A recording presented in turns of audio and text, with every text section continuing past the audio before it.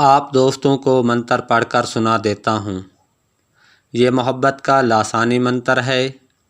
मंत्र ये है, शक्कर चिट्टी शक्कर मिठी, मुंदरों फुट्टी, अखी ढट्टी, जो कोई शक्कर साडी खावे, हत्ती पेरी पौंदी आवे, न अंदर सुख न बाहर सुख, वल वल वेखे मेरा मुख, मुख वेखे जीवे, गुरु का शगन इलम का लगन, चले मंत्र ईसर महादेव तेरी वाचा फुरे, कम सोई रब सच्चा आप करे। एक बार आप दोस्तों को दोबारा मंत्र पढ़कर सुना देता हूँ।